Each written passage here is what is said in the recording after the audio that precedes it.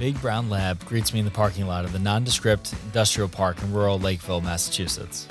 From the outside, you wouldn't know this is the home of one of the most highly regarded boat restorers in the business. Stepping inside the small showroom, however, and laying eyes on the impeccably restored 1979 Formula Sportsman that was completely rebuilt, stringers and all, by the crew at Metan Marine, and you start to understand what all the fuss is about.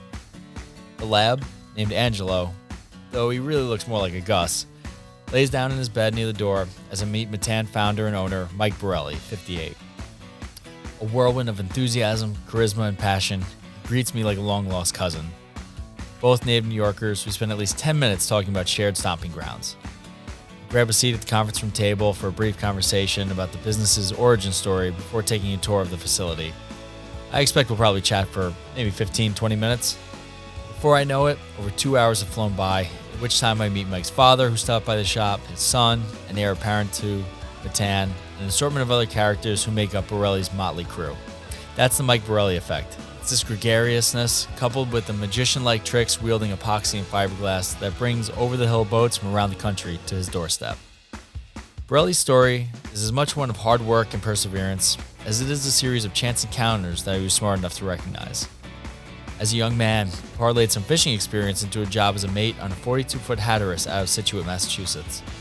Thanks to an automotive background, West Systems epoxy, and a book titled Introduction to Fiberglass Repair, Borelli took on small repairs on the Hatteras. Word spread around the docks, and before long, the enterprising Borelli was working on a number of different boats and laying the foundation for his future business. It wasn't until a fortuitous family vacation to Stuart, Florida, at 28 years old, that Borelli's eyes were truly open to the possibility of entering the boat business for himself full-time.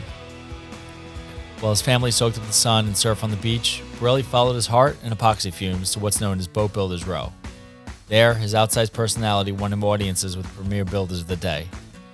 After returning home to Massachusetts with his children to feed, Borelli continued running charters for his boss and friend, Stanley Glaskin. But he needed steady work. That's when Stanley hired him to work in his beverage distribution company. Between running cases of cola, he took a job painting coffee shops called Mary Lou's. 3 different shades of pink, Borelli laughs while shaking his head. That side gig would segue into an opportunity to work on the shop owner's 54-foot Striker Sport Fisherman. It was an all-aluminum boat, so I felt a little more comfortable getting involved with it because metal was what I was used to with cars, says Borelli. I built a huge shrunk-wrap shred on top of the boat and literally stripped it from the rub rail all the way to the top of the fly bridge, right down to the aluminum. By his side during these early projects was his old friend Stanley, who would retire young thanks to the sale of said beverage business. In fact, there was a connection of Stanley's that yielded his first real refit project, a 23-foot Seacraft. Next thing you know, Dad and I are in the backyard building a shrink-wrap shed big enough to fit the 23-foot Seacraft in. After we did that boat, we put in the Boston Boat Show.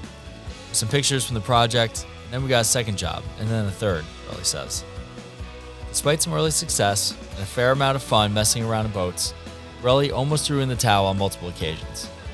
With a wife and 3 kids depending on him, he was flipping through the help wanted ads in the paper when Stanley stopped by the house.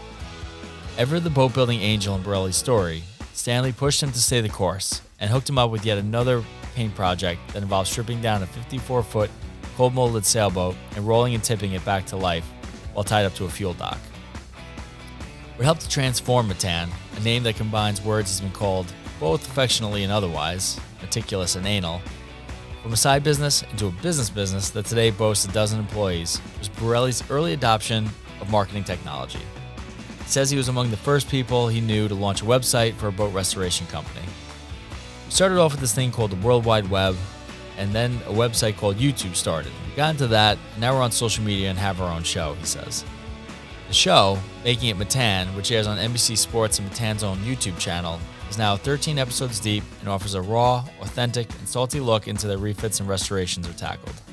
Think Dirty Job meets This Old House, only much more Italian.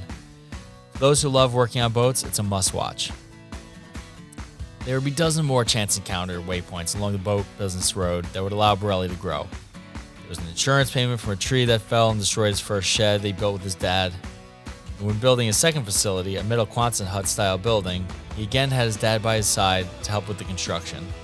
Borelli also traded boat work with other contractors who would help him lay the foundation and turn that prefab shed into a true business. There were also a few successful early stock purchases that kept the business afloat, like the time when he was able to trade some early Yahoo stock for a compressor the shop needed. Borelli still shakes his head at that one. As Metan grew, not only in terms of size and employees, but reputation, Borelli took on loftier refits and restorations that he calls heirloom boats. These are boats that own a substantial real estate in the hearts of owners with pockets deep enough for such an endeavor. In some cases, that means rebuilding a boat an owner had since he was 14, or reviving a boat that was once their father's. These projects come with a steep price tag, but also a guarantee. Borelli offers a 10-year warranty on any boat they restore. While projects like these feed the soul of Borelli and his crew, Metan also took on an increasing number of fiberglass repair jobs from insurance companies around the country. They had one such whaler in the shop during my visit that was getting a section of its bow rebuilt. I looked at the whaler from afar, up close, every angle, and couldn't see any sign that the boat was ever damaged. They're that good.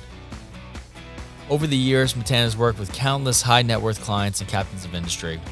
It's a recent new build of a Metan Manhasset 17, spin-off of the iconic 17 whaler Nauset, for a captain of late night TV that increased Metan's sphere of influence, funny man Jimmy Fallon.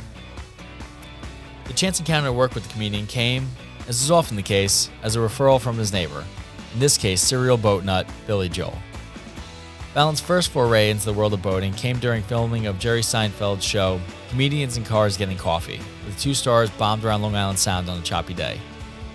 So when Jimmy bought a house down in Sag Harbor and it came time for him to get a boat, he only knew a bit about Boston Whaler, says Borelli. That's when Joel suggested he look into a boat from Metan. So Billy Joel, who I got to know, was Jimmy's broker.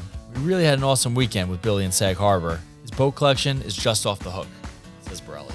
Despite being relatively new to boating, Borelli says that Fallon engaged in the build through every step of the process, even pushing the Metan team for specific customization and preferences. He's the heir apparent to the Metan family business, Mike's 30-year-old son, Joe. I find Joe working in a section of their Lakeville facility dedicated to construction of new models that include a 26 and 32-footer, the company's largest new builds yet. While Joe doesn't quite possess his old man's penchant for storytelling, you can see in his eyes that his pride and passion for the family business is deeply ingrained in his DNA. Not that he really had much of a choice. A toddler when his father began working on the first boat in the shrink-wrapped backyard shed, Joe never knew a time when his father wasn't working on boats. It humbles me a little bit, says Joe. My dad, he never really asked me what I wanted to do when I got older. He just said, "You're going to run this someday." And I kind of took it and ran. As much of his career seems preordained, as is often the case with fathers and sons, it's not always easy. For me, when I was a little younger, Metan felt like my father's company. I didn't want to have any sense of nepotism or anything like that. And if you knew mine and his relationship at all, it's not like that. He's harder on me than he is on anybody else, and it should be that way. But I had to bring my own value and set myself apart from everybody else. I did that just by educating myself and learning from what other boat builders are doing and what technology is being used. Among the crew, Joe will one day lead are employees who remember him running around in diapers, and another who's been his best friend since childhood. Our team is a family. Our relationships are second to none, says Joe. We all work together, put so much passion into every build. Nobody comes to work here and hates their life. That's definitely the thing that makes us most unique. Because other builders that have a lot of turnover, we keep everyone and we keep building our skills together. There's a lot of love and care that we pour into each boat. As I finally prepare to leave, Borelli, someone I just met hours earlier, hangs up on one of his near constant phone calls and gives me a hug. Now, I can count on my fingers the people I hug regularly, but that's Mike Borelli, tour de force of passion and emotion, the two most important qualities that any real boat restorer requires.